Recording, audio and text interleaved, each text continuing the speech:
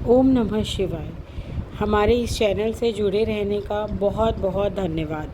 हम आगे की स्कंद पुराण की कथा जानने के लिए इस चैनल को सब्सक्राइब करें तथा आगे शेयर करें। चलिए आज की कथा प्रारंभ करते हैं। कल हमने सुनाया था कि प्रदोष व्रत करने से क्या होता है तथा इंद्र ने प्रदोष व्रत और शिवलिंग की पूजा प्रारंभ की थी ताकि वे युद्ध में विजय प्राप्त कर सकें। अब आगे की कथा कहती हूँ। शिवजी को इस समय 108 नामों से संबोधित करके इस व्रत की पूजा करनी चाहिए। प्रदोष व्रत करने वाले को महादेव जी के 100 नामों का पाठ अवश्य करना चाहिए। इस प्रकार से गुरु ने इंद्र को सारी शिक्षा दी।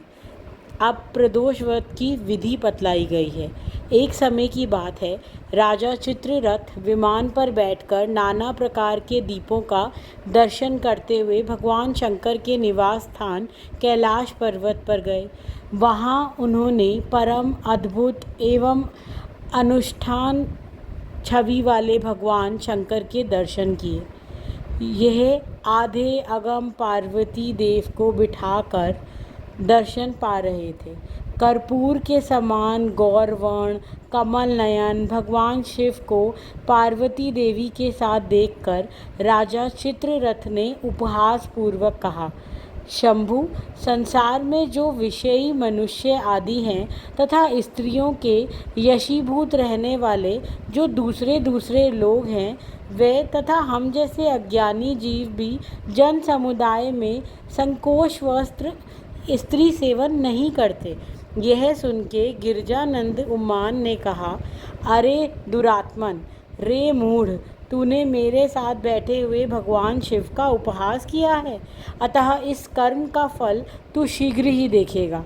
जो समतायुक्त चित्त वाले साधु पुरुषों का उपहास करता है, वह देवता हो या मनुष्य, उसे अधर्म से अधम जानना चाहिए। तू देवता और द्विज दोनों की श्रेणी से बहिष्कृत है। अपने को बड़ा ज्ञानी मानने वाला तुझ अधर्मी को आज मैं दैत्य बनाए देती हूँ। इस प्रकार से माता ने उस अधर्मी को श्राप दिया। अब माता के इस प्रकार श्राप देने पर राजाओं में श्रेष्ठ चित्ररथ सहसा स्वर्ग से नीचे गिर पड़ा। वहीं इस समय आसुर योनि में आकर वत्रासुर के नाम से प्रसिद्ध हुआ। विश्वकर्मा की भारी तपस्या से युक्त होने के कारण इस समय वत्रासुर अजय बतलाया जाता है। इसलिए तुम प्रदोष काल में विधि पूर्वक भगवान शंकर की पूजा करके देवताओं का कार्य सिद्ध करने के लिए महादैत्य वत्रासुर का वध करो। ऐसा बृहस्पति जी ने देवराज इंद्र से कहा। अब गुरु की यह बात सुनकर इंद्र ने, भगवान, मुझे इस समय प्रदोषवत का उद्यापन की भी विधि बतलाइए। बृहस्पति जी ने कहा, कार्तिक मास आने पर शनिवार के दिन यदि पूरी त्रयोदशी हो तो वह व्रत की सिद्धि के लिए ग्रह है। आज वह तिथि स्वतः प्राप्त है। इसमें चांदी का वृषभ बनवाना चाहिए।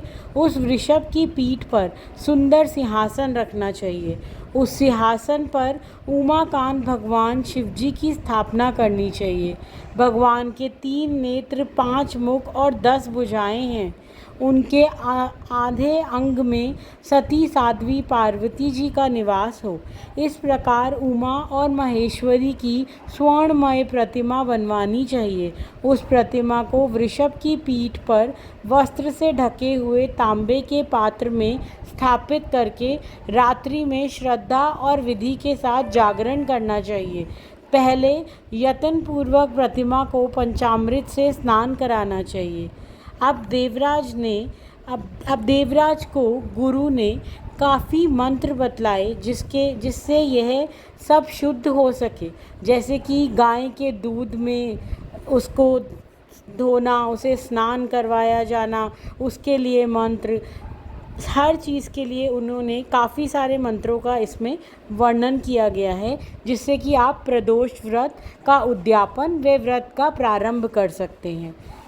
इसी प्रकार फल आदि, दीप, नैवेद्य और तांबुत आदि